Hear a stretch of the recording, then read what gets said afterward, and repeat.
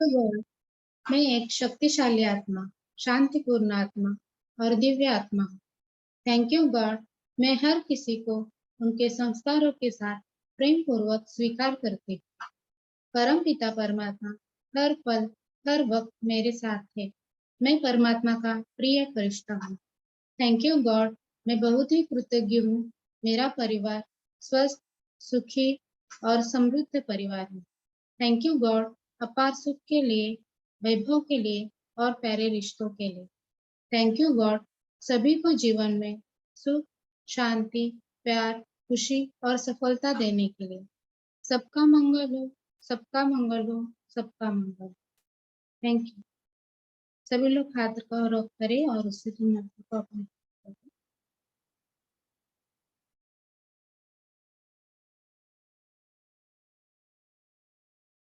Thank you ma'am.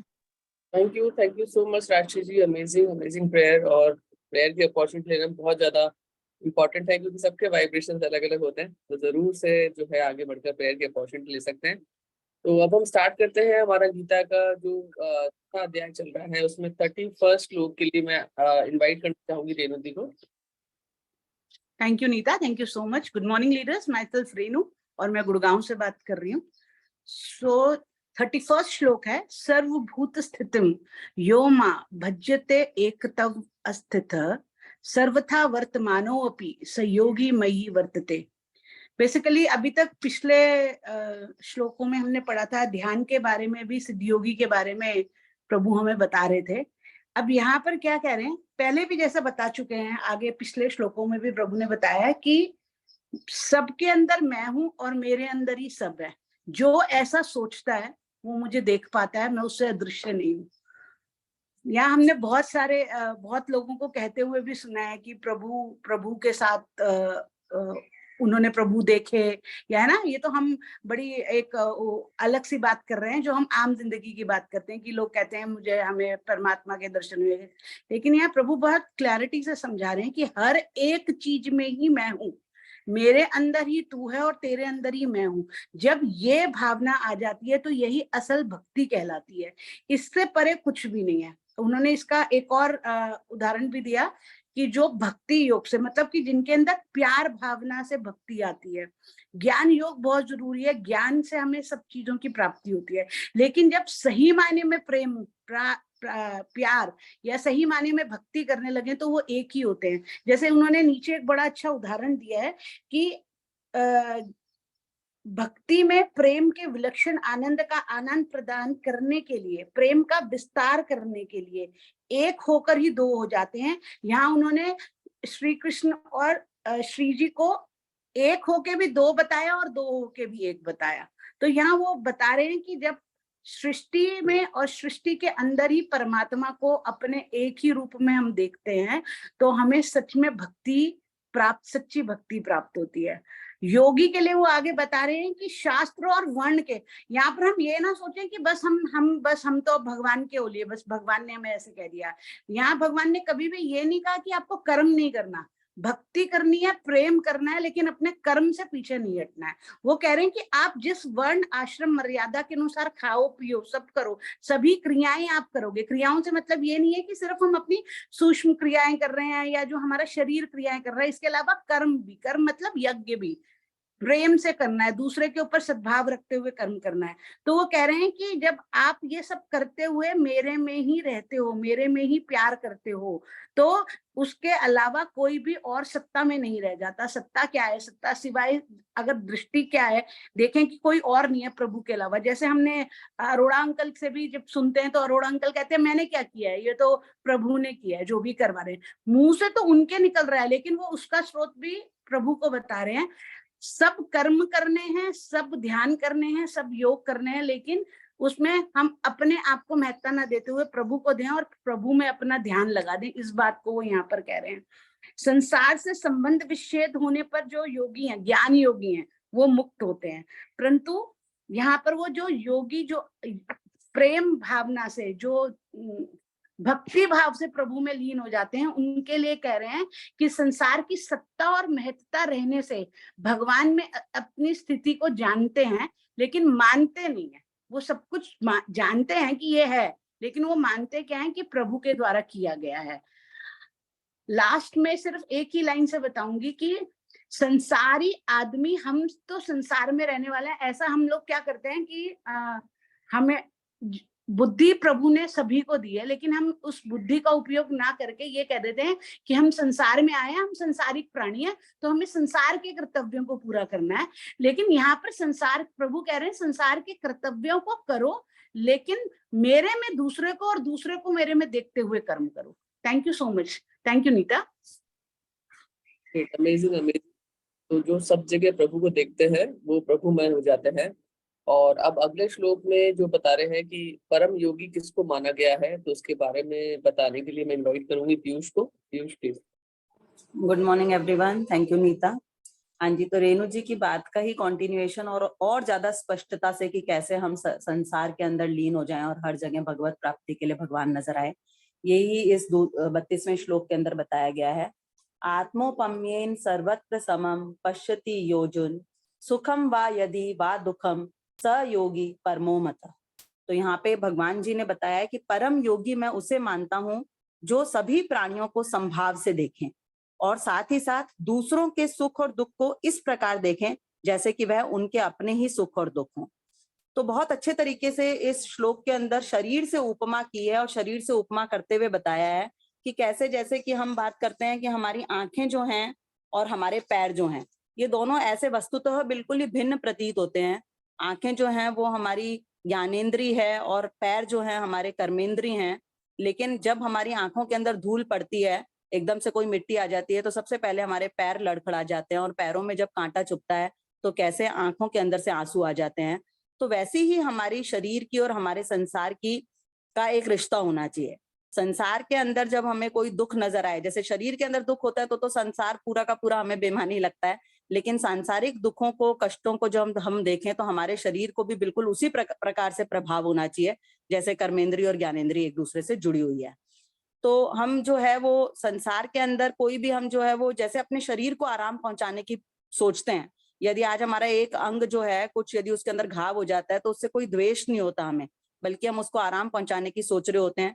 तो ऐसे ही संसार के दुख को देख के भी हमारी एक स्वाभाविक वृत्ति होनी चाहिए कि हम जो है वो संसार के अंदर जहाँ कष्ट देखें, जहाँ दुख देखें, वहां उस दुख को दूर करने की हमारी स्वाभाविक वृत्ति हो। और जब हम सुख पहुंचा रहे हों, जैसे एक हाथ के ऊपर यदि आपके घाव हो रहा है, दूसरा हाथ पट्टी कर रहा है, मरहम कर रहा है, तो आपको ये थोड़ी ना लग रहा है दूसरे हाथ को कि अरे मैंने तो कितना एहसान किया है। तो जब हम सुख पहुंचा रहे हैं तो उस समय हमारे को कोई भी एहसान की या अपने आप को बहुत ही विशेष मानने की या अपने ऊपर अभिमान करने की प्रवृत्ति नहीं होनी चाहिए। और सर्वत्र संपश्यति, सब कुछ समान है, मतलब चाहे हम देश की बात करें, आश्रम की बात करें, वेश की, संप्रदाय की, या ब्राह्मण हमारे सामने आ जाए या हमारे सामने कोई भी इवन चांडाल आ जाए, साधु आ जाए या कसाई आ जाए, गाय आए या कुत्ता आए, सर्वत्र संपश्यति, सबको समभाव से देखें तो सब जगह समता हो। तो एक बहुत ही लॉजिकल माइंड हमारा कहता है, मतलब मुझे इतना अच्छा लग रहा है कि गीता के अंदर थियोरेटिकल नहीं बिल्कुल प्रैक्टिकल एस्पेक्ट से चीजों को बताया गया है कि जब हम तार्किक दृष्टि से देखते हैं तो हमें लगता है कि यार ऐसे तो फिर क्या होगा, है ना, कि हम कैसे हर चीज को जो है समभाव से देखें। तो यहाँ पे बहुत अच्छे तरीके से बताया गया कि यथोचित हमें करना है। कोई चीज अस्पृश्य भी हो सकती है, कभी आपको लग सकता है कि यार इस चीज को मैं कैसे छूऊं, ये संभाव है क्या, तो ये उसको ये नहीं कह रहे कि जो अस्पृश्य है उसको आप एकदम स्पर्श कर लें, लेकिन आप अस्पृश्य को स्पर्श नहीं करते हुए भी घृणा का भाव ना लाएं, प्रियता का भाव लाएं और हमेशा एक हितैषिता का भाव लाएं। ये इस श्लोक के अंदर बताया गया है। और साथ ही साथ जो दूसरा लॉजिक लगता है कि हम जो है वो जब लोगों के सुख की बात कर रहे हैं तो किसी दूसरे को दुखी देख करके हम भी दुखी हो जाएं बहुत ज्यादा, तो इस बात के लिए भी बिल्कुल मना किया है, क्योंकि ऐसे जो है वो हमारा परम उद्देश्य सुख की बात कर रहे हैं तो दुख बहुत ज्यादा हो जाएगा। तो दूसरे को दुख देख करके उसके दुख को दूर करने की बात करनी है, ना कि खुद दुखी होने की बात करनी है। और तीसरा लॉजिक जो हमें लगता है कि समता का मतलब क्या है कि मैं बोल रहा हूँ निर्मोही हो जाऊं, सुख और दुख से कोई प्रभाव ही ना पड़े। तो अब दूसरे का भी दुख है, नीता को कोई कष्ट आया तो मैं कहूँ जब मैं तो परम योगी हूँ, मुझे अपने दुख से कोई फर्क नहीं पड़ रहा, तो नीता के दुख से भी क्यों फर्क पड़ रहा है। तो वो कह रहे हैं कि इसका मतलब ये भी नहीं है बिल्कुल, है ना। ये जो विषमता है कि खुद के दुख से फर्क ना पड़े लेकिन दूसरे के दुख से फर्क पड़े, ये समता की जनक है। और इनफैक्ट ये समता से भी उच्च कोटि की है ये विषमता। और यही भगवत बुद्धि है कि परमात्मा से कभी भी वियोग की स्थिति नहीं है। कल विश्वास ने बताया था हर समय हमें हर चीज के अंदर परमात्मा नजर आए, सभी परिस्थितियों में भगवान नजर आए, सभी प्रिय लगें और सभी के हित की कामना हमारे दिल के अंदर हो। यही परम योगी के लक्षण है। और ये अच्छी बात यह है कि सांख्य योग से आप परम योगिता को प्राप्त कर सकते हो, कर्म योग से भी और ध्यान योग से भी। Thank you, over to you. Thank you so much. और अब हम आगे बढ़ते हैं कि जिस समता के बारे में भी हमने सुना और भगवान ने बताया, उसके बारे में भी किस तरह के डाउट्स हैं, ध्यान योग में किस तरह से मन चंचल हो जाता है। तो हम सब जानते हैं कि मन चंचल है ना। तो किस तरह से मन की चंचलता के कारण शायद ध्यान नहीं लगेगा। तो अर्जुन का जो संशय था उसके बारे में बताने के लिए सरिता भाभी को इनवाइट करूंगी 33 और 34 के लिए। थैंक यू सो मच दीदी, थैंक यू सो मच। और अभी तक तो श्री कृष्ण भगवान जो है वो अर्जुन को अपना ध्यान योग, कर्म योग, इन सब का उपदेश दे रहे हैं, उसका रास्ता बता रहे हैं, सही तरीका बता रहे हैं। अब यहाँ पे अर्जुन का फिर से संशय यहाँ उत्पन्न होता है, क्योंकि जब ध्यान योग की बात करते हैं, हम जब साधना में जाने की बात करते हैं, तो कहीं ना कहीं अपने आप को संयमित करने की बात भी आती है। और अपने आप को संयमित करने का मतलब है कि मन को भी मन जो है वो बहुत ही चलायमान है। आप क्षण भर में अपने मन से कहीं भी पहुंच सकते हैं। तो उसी संदर्भ में अर्जुन कहते हैं, योयम योगस्त्वया प्रोक्तम साम्येन मधुसूदन एतस्याहम न पश्यामि चंचलात्वा स्थितिम स्थिरा। मतलब अर्जुन ने कहा कि हे मधुसूदन, श्री कृष्ण जी को संबोधित करते हुए कहते हैं कि आपने जितने भी योग पद्धति का संक्षेप में वर्णन किया है, मेरे सामने यहाँ पे रखा है, वह मेरे लिए अव्यवहारिक है और असहनीय है, क्योंकि मन चंचल और अस्थिर है। यहाँ पे दो श्लोक मैंने इसलिए, दोनों श्लोक जो है संबंधित है, इसलिए मैंने एक साथ में लिया था और दोनों की व्याख्या एक साथ में करेंगे अपन। फिर वो कहते हैं, चंचलम ही मनः कृष्ण प्रमाथि बल दृढ़म यस्याहम निग्रहम मन्ये वायोरिव सुदुष्करम।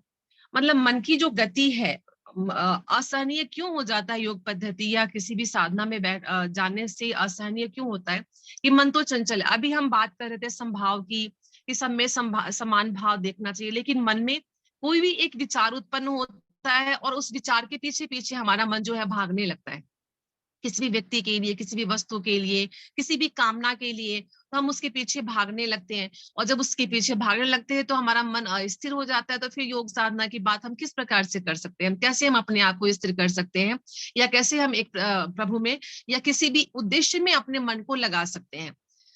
उसके बाद में कहा है कि चंचलम ही मना कृष्ण प्रमाथि बलवदृढ़म। हे कृष्ण, चूंकि मन चंचल, उच्छृंखल, हठीला और अत्यंत बलवान है। आप देखिए, थोड़ी देर आप बैठिएगा, जब भी आप किसी चीज में अपने आप के मन को लगाइएगा, तो थोड़ी देर के बाद में आपका मन कहीं ना कहीं और पहुंच जाता है। आप यहाँ बैठे बैठे कलकत्ता, मद्रास, कहीं भी पहुंच जाते हैं। तो मन की जो गति है वो वायु से भी तीव्र है। यानी वायु को कंट्रोल करना जिस प्रकार से मुश्किल है, जिस प्रकार से कठिन है, उससे भी अधिक कठिन मन को कंट्रोल करना होता है। तो इस स्थिति में हम किस प्रकार से योग समाधि या जो व्यवहारिक पद्धति है, हम उसको किस प्रकार से फॉलो कर सकते हैं, उसके लिए श्री कृष्ण से अर्जुन ने यहाँ पे प्रश्न किया है। जब भी हम साम्य भाव की बात करते हैं तो मन का संयमित होना बहुत जरूरी है, दूसरे के सुख दुख का अनुभव करना भी बहुत जरूरी है। हाँ, उसमें आप तल्लीन मत होइए, लेकिन उसका जब तक आप अनुभव नहीं करेंगे तब तक आप संभाव की भावना उत्पन्न नहीं कर सकते। किसी में जब तक आप किसी के दुख का अनुभव नहीं करेंगे, उसमें डूबना नहीं होता है। एक कमल की भांति, जैसे पानी में कमल डूबा हुआ है लेकिन फिर भी वो उससे ऊपर होता है, उसी प्रकार से किसी भी व्यक्ति के सुख और दुख की अनुभूति करना किसी के लिए बहुत ही जरूरी हो जाता है मन को कंट्रोल करने के लिए। दूसरी बात यहाँ पे कि मन को यदि हम वश में करना चाहते हैं तो बहुत पहले, अभी आगे के श्लोक में और भी इसका डिटेल मिलेगा आप लोगों को। तो बहुत पहले से अमृता भाभी से बात हो रही थी मेरी, और कई बार होता है कि मन आपका बहुत ही ज्यादा बेचैन है, नेगेटिविटी की ओर जा रहा है, तो उन्होंने एक बहुत ही सरल बात हमें बताई थी कि जब भी मन आपका इस तरीके से विचार उत्पन्न करने लग जाए तो कभी आप किसी भी भगवान का नाम लेना शुरू कर दो, मन अपने आप भी संयमित होना शुरू हो जाएगा। तो वही बात हम यहाँ पर अभी आगे की जो श्लोक है उसे पढ़ने भी जा रहे हैं। तो अर्जुन का जो संशय है वो श्री कृष्ण से है कि यदि मन चंचल है, अस्थिर है, वायु के समान उसको कंट्रोल नहीं किया जा सकता है, तो किस प्रकार से हम योग साधना में अपने आप को स्थित कर सकते हैं, उसका उपाय बताइए। थैंक यू सो मच दीदी।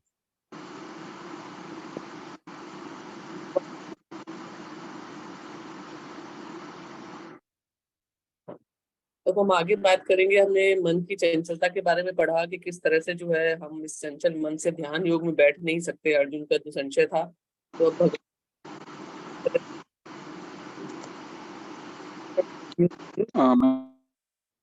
हाँ, किस तरह मन ग्रह कर सकते हैं उसके लिए मैं इनवाइट करना चाहूंगी हमारे बीच में अश्विनी। यस मैम, या गुड मॉर्निंग मैम, अश्विनी बात कर रहा हूँ। आवाज आ रही है मैम? जी आ रही है। ओके, गुड मॉर्निंग सभी को। मेरा नाम अश्विनी है, राजस्थान कोटा से, और मैं 35वें श्लोक का पढ़ने जा रहा हूँ। तो इसमें जो भगवान ने बताया है वो अनुमोदन यही कर रहे हैं कि निग्रह के उपाय बता रहे हैं इसके अंदर, कि अर्जुन ने जो क्वेश्चन किया है कि मैं कैसे मन को स्थिर करूं, तो उसी के बता रहे हैं। असंशयम माहो बाहो मनो दुर्निम ग्रहम चलम अभ्यासेन तु कांतेय वैराग्येण च गृह्यते।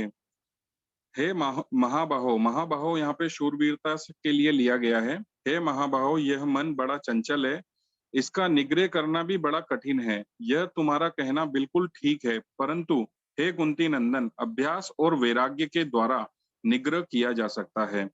असंशय महाबाहो मनो दुर्निम चलम, यहाँ पे जो बोला गया है, अभ्यास करते हुए कभी उकताना नहीं चाहिए। यानी कि अगर अपन कोई भी प्रैक्टिस कर रहे हैं, अगर उसका रिजल्ट आता है नहीं आता है, तो अपने को उदास नहीं होना चाहिए, उससे हटना नहीं चाहिए, उसको कंटिन्यू करते रहना चाहिए। अपने में ध्येय पूर्वक वैसी ही शूरवीरता रखनी चाहिए जैसा अपन शुरुआत करते हैं। अर्जुन पहले चंचलता के कारण मन का निग्रह करना बड़ा कठिन बताया। उसी बात पर भगवान कहते हैं कि तुम जो कहते हो वह एकदम ठीक बात है, निसंदिग्ध बात है, क्योंकि मन बड़ा चंचल है और इसका निग्रह करना बड़ा कठिन है।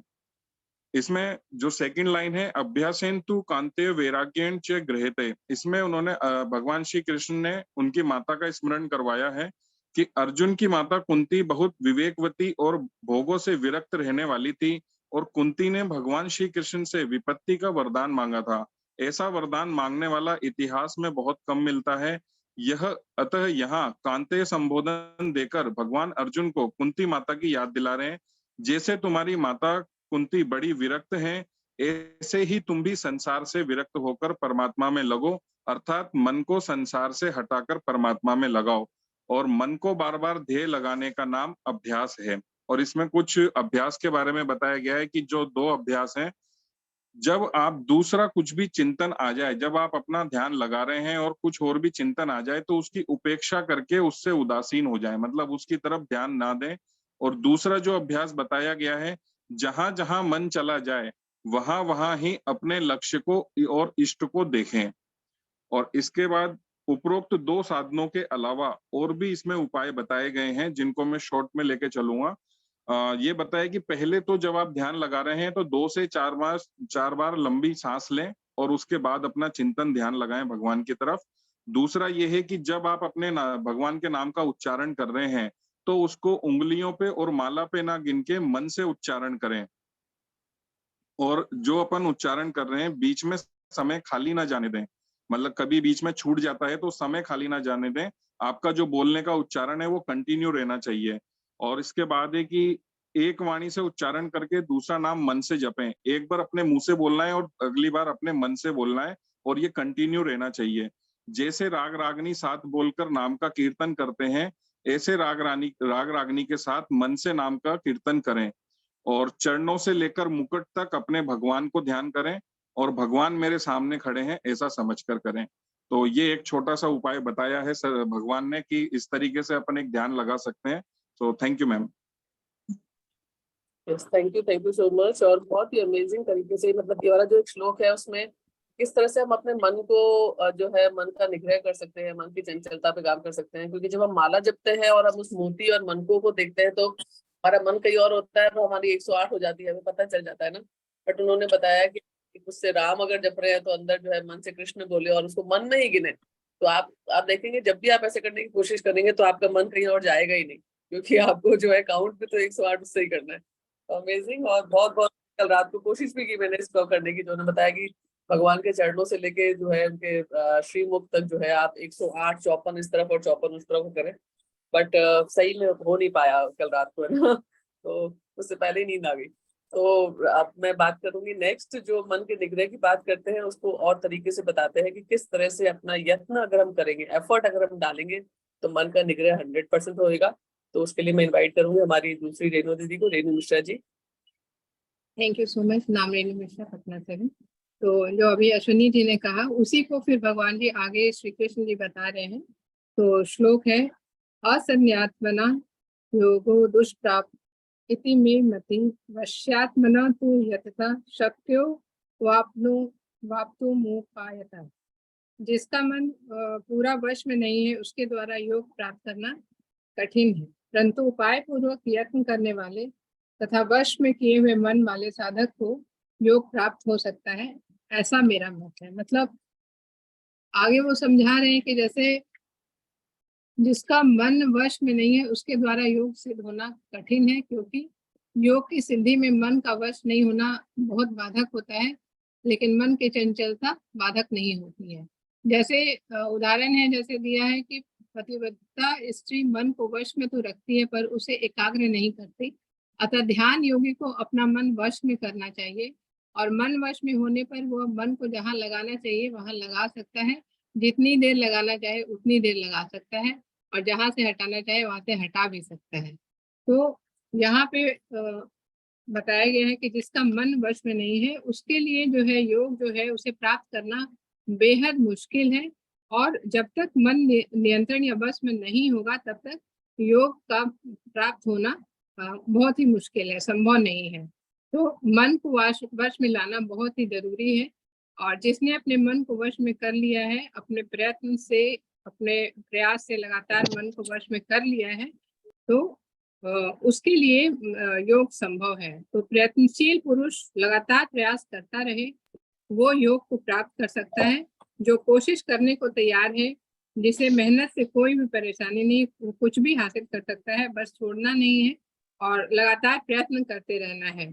तो इस प्रयत्न करना ही जो है वो कह रहे हैं भगवान की यहाँ पे पहला कदम उठाना, यानी कि प्रयत्न लगातार करना ही पहला कदम है, और वही सबसे ज्यादा कठिन होता है। अगर पहला कदम उठाया और मन को वश में करके लगातार यत्न पूर्वक ध्यान करते रहे तो फिर सफलता मिलना निश्चित है।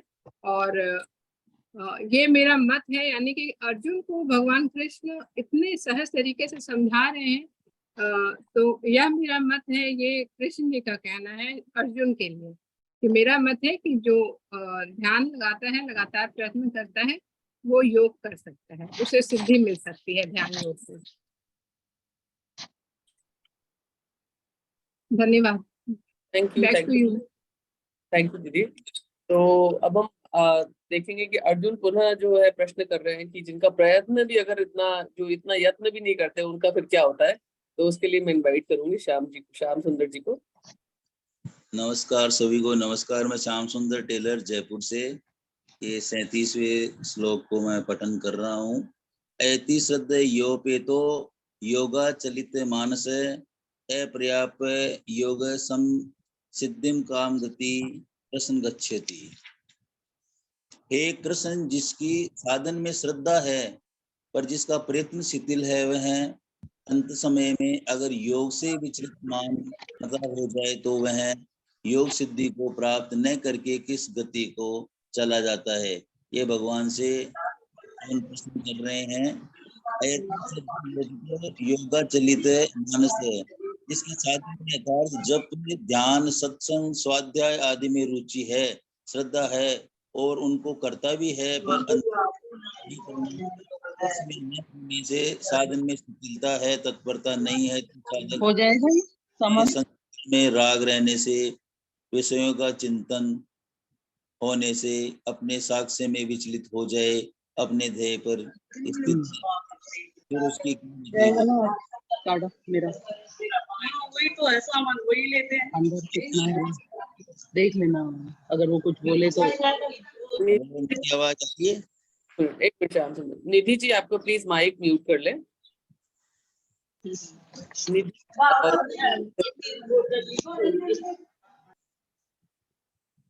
हाँ जी, प्लीज कंटिन्यू करें।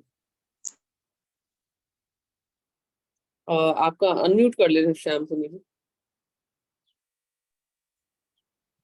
हाँ जी जी, please। ये पूरा ही दोबारा पढ़ूंगे मैम? नहीं या नहीं, अभी? आप अभी जो बोल रहे थे उसके बाद। अपर्याप्ते योगन सम सिद्धिम काम गति कृष्ण गच्छति। विषय शक्ति असावधानी के कारण अंतकाल में जिसका मन विचलित हो गया अर्थात साधना से हट गया और इस कारण उसको योग की समसिद्धि परमात्मा की प्राप्ति नहीं हुई, तो फिर वह किस गति को प्राप्त होता है? तो ये भगवान कृष्ण से अर्जुन पूछ रहे हैं।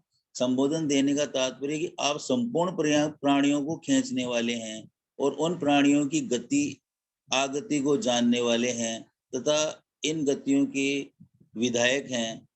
अंत में मैं आपसे पूछता हूं कि योग से विचलित हुए साधक को आप किधर खींचेंगे, उसको आप कौन सी गति देंगे? ये भगवान से अर्जुन ने मतलब प्रश्न करा है। इसका उच्चारण आगे के अध्याय में आगे के श्लोक में बताया जाएगा। धन्यवाद। थैंक यू श्याम सुंदर जी।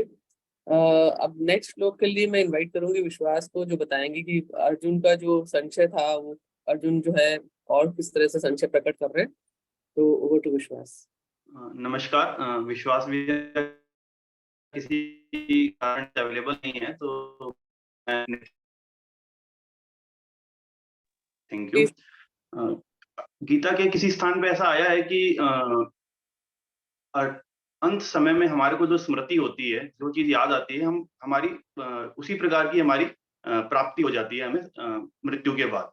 तो उसी से अर्जुन के मन में कुछ संशय उत्पन्न हुआ और उसी संशय को यहाँ वह कृष्ण भगवान से क्लियर करना चाह रहे हैं। तो श्लोक बोलता है, कचिन्नो भया विभ्रष्टिश्री छन्ना भ्रमी वनश्यति अप्रतिष्ठो महाबाहो विमूढ़ो ब्रह्मणः पथि। कि हे महाबाहो, जो साधक अपने संपूर्ण जीवन चक्र में, संपूर्ण जीवन में पूर्ण रूप से संसार के आश्रय से रहित था, यानी कि जिसने संसार की प्राण प्रतिष्ठा, यश, अपयश और सुख, इन सब को त्याग दिया था, संसार से कुछ प्राप्त करने की अपेक्षा नहीं थी जिसमें, लेकिन अंत समय में, यानी कि जब वह मृत्यु शैया पर था, तब उसका मन विचलित हो गया। वह परमात्मा में अपना ध्यान केंद्रित नहीं कर पाया और किसी और उसका ध्यान चला गया। तो ऐसे साधक की क्या स्थिति होती है?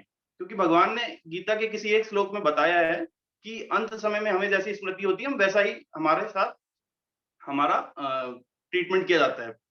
तो इसी क्वेश्चन को अर्जुन यहाँ पे पूछ रहे हैं कि जो व्यक्ति अंत समय में अगर विचलित हो जाए और पूरे अपने जीवन चक्र में संसार के आश्रय से रहित रहे, उसके साथ क्या किया जाता है? कहीं उसके साथ ऐसा तो नहीं होता, जैसे एक उदाहरण दिया यहाँ पे कि बादलों के झुंड में से एक कोई छोटा बादल अगर अलग हो जाए और तेज हवा चलती है, तो वह बादल बिल्कुल नष्ट हो जाएगा, क्योंकि वो छोटा बादल और हवा तेज चलेगी तो वो उस बादल का कोई एग्जिस्टेंस रहेगा नहीं। तो ऐसे साधक की स्थिति कहीं इस प्रकार तो नहीं हो जाती? यह अर्जुन का श्लोक में प्रश्न है। Thank you very much. Thank you so much Nitesh. और अब हम आगे बढ़ेंगे, जिसमें कि इतने इस संशय और संदेह के बाद में अर्जुन जो है भगवान से प्रार्थना करते हैं कि वो ही मतलब केपेबल है और वही जो है बता सकते हैं कि ऐसे भक्त का क्या होता है। तो उसके लिए मैं इनवाइट करना चाहूंगी पायल को। Thank you so much Neeta भाभी।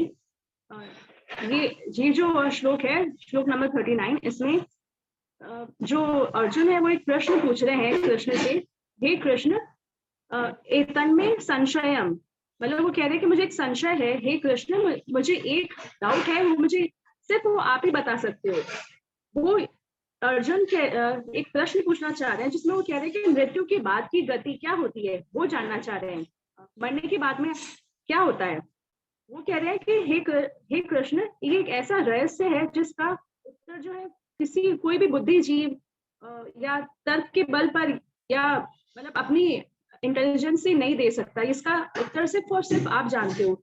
इतने सारे ऋषि मुनि, तपस्वी, योगी जो हैं वो कोई भी इसका अर्थ नहीं जानते हैं। इसका सिर्फ और सिर्फ आप बता सकते हो, जो कि अजन्मा, अविनाशी और सभी प्राणियों के ईश्वर है, श्री कृष्ण है, सिर्फ उन्हीं के पास इसका उत्तर है। तो वो ये पूछ रहे हैं कि मरने के बाद की गति क्या होती है। अर्जुन ये पूछ रहे हैं कि योग से विचलित हुआ हुआ साधक, अगर कोई योग से हट जाता है, विचलित हो जाता है अपने योग से, तो उसका क्या वो नष्ट हो जाता है या क्या होता है उसका आगे? होता क्या है, दैट्स व्हाट अर्जुन जो है वो क्वेश्चन है उसको जानना चाह रहे हैं कि अल्टीमेटली होता क्या है। अगर जो योग से विचलित हो जाता है मनुष्य, तो उसकी गति क्या होती है, मरने के बाद में उसकी क्या स्थिति होती है। तो इसका जो उत्तर है वो अगले श्लोक में है। Thank you. Thank you. कोई श्लोक को पढ़ना चाहेगा तो जरूर से आगे आके पढ़ सकते हैं।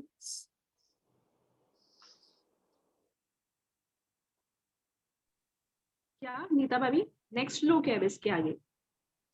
हाँ नहीं, ये श्लोक आपने पढ़ा नहीं शायद ना, इसलिए पूछ रही थी मैं। तो मैं पढ़ देती हूँ।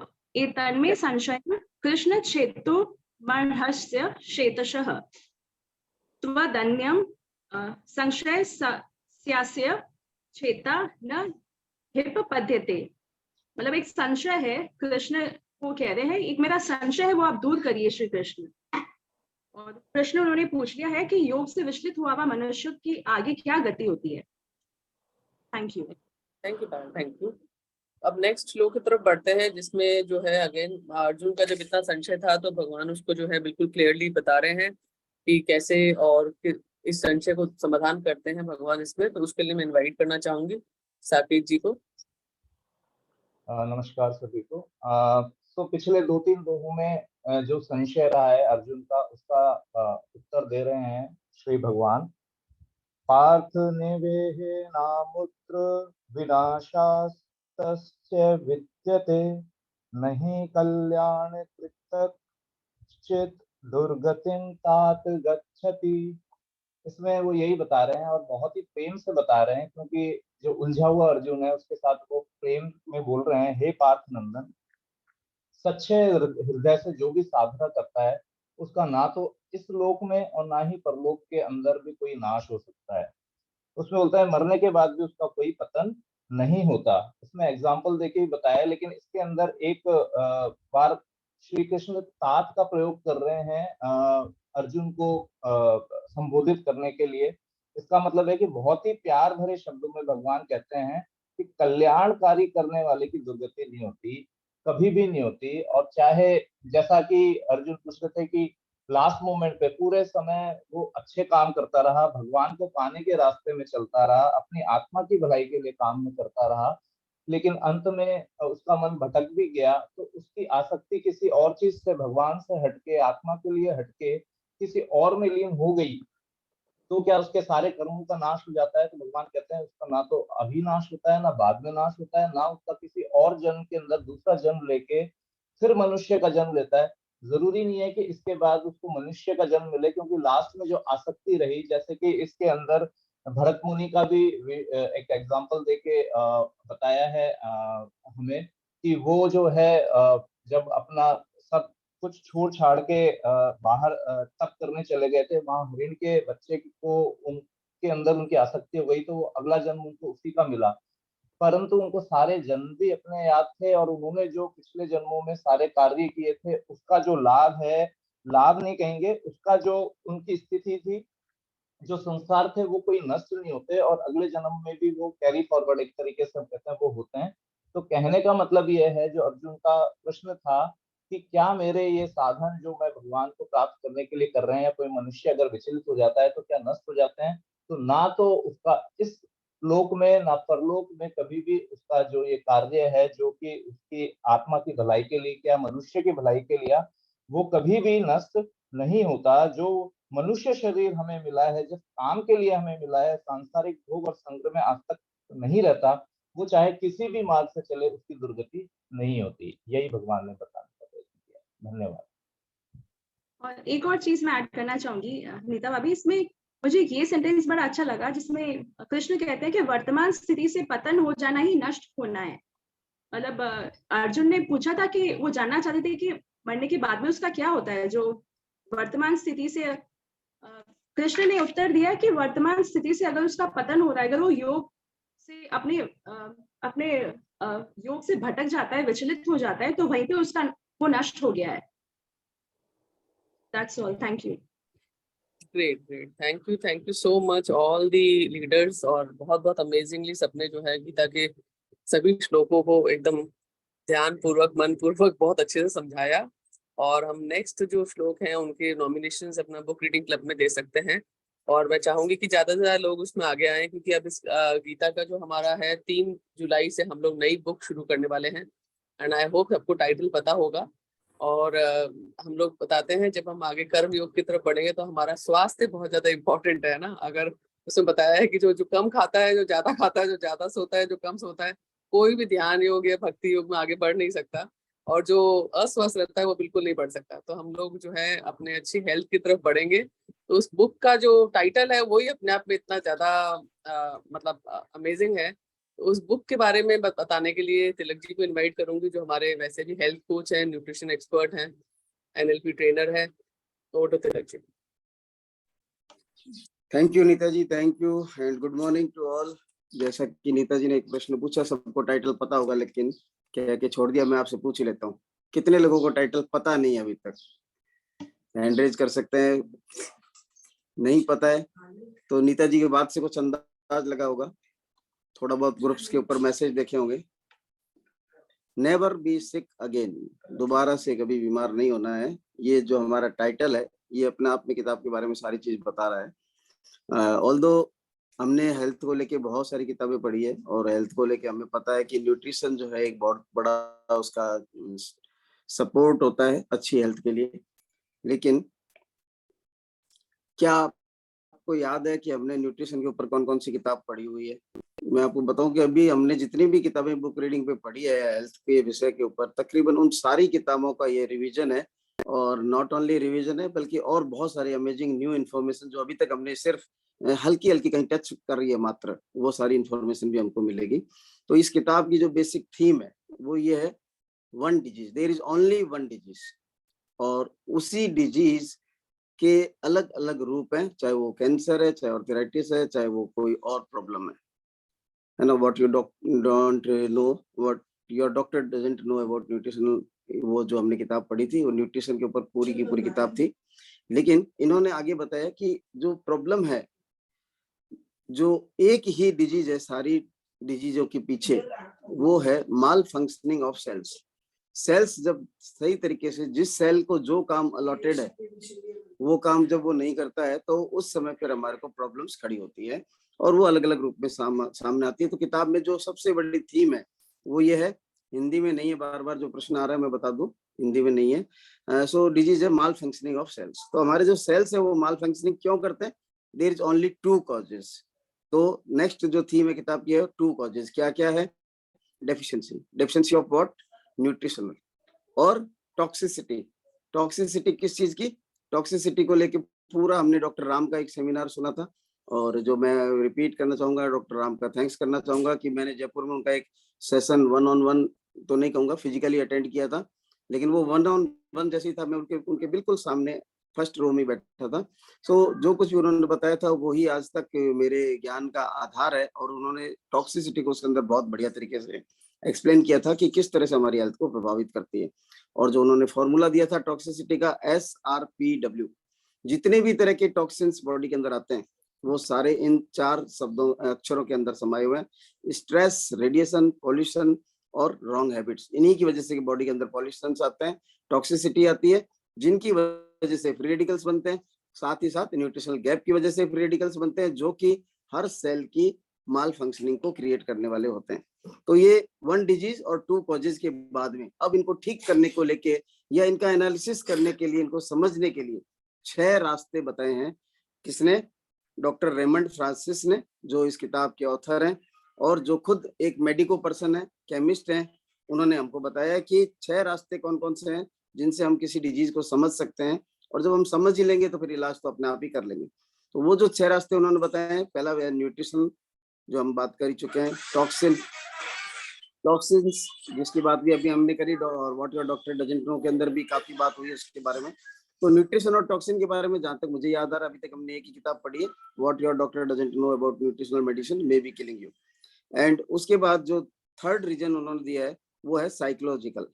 तो साइकोलॉजिकल एनालिसिस के लिए हमने अभी तक कौन सी किताबें पढ़ी है, उनका भी मैं फटाफट नाम बता देता हूँ आपको। सबसे पहले जो लास्ट ये भी हमने कंप्लीट ही की थी, you can heal your life. वो जो किताब है वो हमने, you can heal your body, उसका एक पार्ट है, you can heal your life, complete book का नाम है, जो हमने पढ़ी थी। और उसके अलावा हमने साइकोलॉजी के ऊपर और भी बहुत सारी किताबें पढ़ी जो इनडायरेक्टली हमारी हेल्थ को लेके भी कनेक्टेड है। यू वर बॉर्न रिच अपने आप में एक जबरदस्त किताब थी जो पूरी की पूरी साइकोलॉजी के ऊपर ही तो घूम रही थी। और उसके बाद में जैसे कि अभी पीयूष ने लिखा सीक्रेट और मैजिक अपने आप में एक वंडरफुल किताब थी, सारी की सारी साइकोलॉजी के ऊपर। तो साइकोलॉजिकल पाथवे तीसरा उन्होंने जो बताया, चौथा और पांचवा और छठा जो पाथवे उन्होंने बताया उसके बारे में हमने अभी तक बहुत ज्यादा नहीं पढ़ा है। वो नाम मैं आपको बता देता हूँ, फिजिकल पाथवे, जेनेटिक पाथवे और मेडिकल पाथवे। इन तीनों चीजों के बारे में हमारे को नई इंफॉर्मेशन मिलेगी जिसके थ्रू हम इन तीनों चीजों को और अच्छे से एनालिसिस कर पाएंगे। So health is a choice, learn how to choose it, ये किताब का टाइटल है। हेल्थ आपकी पसंद हो सकती है, अगर है तो उसको कैसे आप पसंद करें, अपनी पसंद को कैसे पसंद करें, ये एक बहुत इंपॉर्टेंट विषय। हम जानते भी हैं कि ज्यादातर लोगों को जिंदगी में क्या वो नहीं मिलता जो उनको चाहिए होता है, क्योंकि उनको पता ही नहीं होता कि उनको चाहिए क्या होता है। तो हमारी पसंद क्या है ये हमको पता ही नहीं होती है। और इस किताब की प्रीफेस में एक जो फीडबैक बोलूंगा मैं जिसको, वो ये लिखा गया है, combined if you can combined with, इन सारी चीजों को जो डॉक्टर फ्रांसिस ने हमको बताई है, आप अगर इंस्पिरेशन से कंबाइंड कर सकें, सेल्फ एस्टीम से कंबाइंड कर सकें और सेल्फ लव से कंबाइंड कर सकें, तो यू कैन अकम्प्लिश वंडर्स। बहुत बड़े बड़े जादू आप क्रिएट कर सकते हैं, आश्चर्य क्रिएट कर सकते हैं। और इसके साथ ही साथ और हर सेशन में थोड़ी थोड़ी हम बात करेंगे जब तक किताब हम लोगों के हाथ में आ रही है। तो जिन लोगों ने किताब ऑर्डर कर दी है वो अपना हैंड रेज करके सबको बता सकते हैं। मैंने कर दी है, विकी ने कर दी, हमने ग्रुप के ऊपर शो भी कर दिया था। Thank you very much. Over to Neeta ji. Sir एक क्वेश्चन, सेल्फ एस्टीम, सेल्फ क्या है, सेल्फ लव, एंड तीसरा वाला क्या बताया था? फर्स्ट वाला था इंस्पिरेशन। अच्छा, सेल्फ। अगर आप इंस्पायर हो जाते हैं अपनी हेल्थ को अपने कंट्रोल में लेने के लिए, तो फिर आप साथ में सेल्फ स्टीम और जो you can heal your life का पूरा थीम था सेल्फ लव, उसके साथ जब इसको कनेक्ट कर देते हैं। हाँ, एक बात और, ये सेल्फ लव और सेल्फ एस्टीम की किताब हमने एक और भी पढ़ी थी, 7 habits of highly successful people. उसके अंदर भी सेल्फ स्टीम और सेल्फ लव को लेके बहुत बड़ी बात हुई थी। तो इन सब किताबों का रिवीजन एक ही किताब के थ्रू हमको करने का मौका मिला। Thank you. Great, thank you so much. और जिन्होंने ऑर्डर नहीं की है तो जरूर से ऑर्डर करें, अभी हमारे पास टाइम है, बट उस टाइम में ऐसा ना हो कि आप ऑर्डर करें और आपको लेट हो जाए। तो इंश्योर करें कि आपकी कॉपी आपके पास 30 तारीख से पहले आ जाए, ताकि आप उसको पढ़ना शुरू करें। और जब इतनी सारी किताबों का निचोड़ एक किताब में है, डेफिनेटली वो किताब बहुत अमेजिंग होगी। तो आप ये फोटो स्टेट करवा सकते हैं पीडीएफ में से, जैसा भैया ने लिखा है। तो लास्ट में भैया को 1 मिनट 2 मिनट के लिए सुनना चाहेंगे और फिर उसको वाइंड अप करेंगे। Thank you so much. बस मैंने जो बोलना था वो लिखा था कि अगर किताब अवेलेबल नहीं है या किसी को महंगी लग रही है तो बहुत अच्छा ऑप्शन है कि पीडीएफ हमारे पास है ही है, तो उसको कहीं से भी लेकर हम उसकी कॉपी ले लेंगे। स्वर्णा जी ने ऐसा किया और कल ग्रुप के अंदर भी डाला था तो बहुत अच्छा लगा, आज फिर डाल देंगे। मेन चीज किताब होने से मतलब है, वो खरीद के लाए कहाँ से लाए, क्योंकि वो पीवी थोड़ी है उसके अंदर, है ना। ग्लिस्टर खाली होने से मतलब नहीं है, ग्लिस्टर आपके नंबर पे होने से मतलब है ना। ग्लिस्टर आपको अपने पीसी के नंबर पे लेना है, लेकिन किताब आप कहीं मर्जी से ले सकते हैं, फोटोस्टेट ले सकते हैं, पढ़ने से मतलब है। तो बहुत अच्छा सेशन नीता ने कंडक्ट किया, great hosting as always, thank you. और बाकी सब चीजें जो है हम ग्रुप के अंदर बात करेंगे। आज समय हो चला है, 8:14 हो चुके हैं। तो over to you Neeta. Thank you. तो अगर अभी कोई होस्ट नॉमिनेट करना चाहे तो करें, अदरवाइज इसी ग्रुप पे करेंगे होस्ट नॉमिनेशन। और अब मैं अंजू दीदी को बताना चाहूंगी फॉर एफर्मेशंस।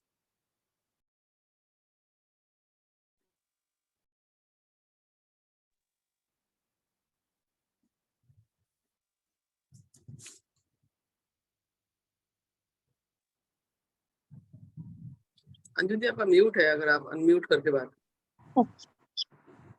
हेलो, नमस्कार सभी को। नाम अंजू अग्रवाल और अफर्मेशन करवा रही हूँ। मैं जीती हूँ क्योंकि मैं जीतने के लिए पैदा हुई। मेरी टीम बहुत ही यूनाइटेड, एक्साइटेड, पावरफुल, एम्बे का इतिहास रचने वाली टीम है।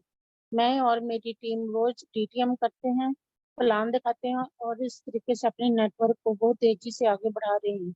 मैं और मेरी टीम 100% प्रोडक्ट यूज करते हैं और बहुत आसानी से हर माह 600 प्लस पीवी का पर्सनल रिट्रीव करते हैं। हमारे मेंटोर्स बहुत अच्छे हैं और हम सब मेंटोर्स के मार्गदर्शन लेकर लगातार आगे बढ़ रहे हैं। मैं और मेरी टीम रोज ऑडियो सुनते हैं और रोज किताबें पढ़ते हैं। मैं और मेरी टीम सभी मीटिंग में बढ़ चढ़कर भाग लेते हैं और हमें इससे प्रभावशाली लीडर बन गए हैं। एमबीबीएस बहुत ही सरल है और डायमंड एंड बियॉन्ड जाना मेरे लिए बहुत ही आसान है। मैं और मेरी टीम बहुत सारा पैसा कमा रहे हैं और पैसा मेरी तरफ खींचा चला आ रहा है। मैं मेरी और मेरी टीम के सपने सच हो रहे हैं। मेरी टीम यूनाइटेड एक्साइटेड एमबीए का इतिहास रचने वाली टीम है। मैं जीती हूँ क्योंकि मैं जीतने लिए पैदा हुई हूँ। I am a diamond, I am a diamond, I am a diamond. Thank you God, thank you God, thank you God, thank you.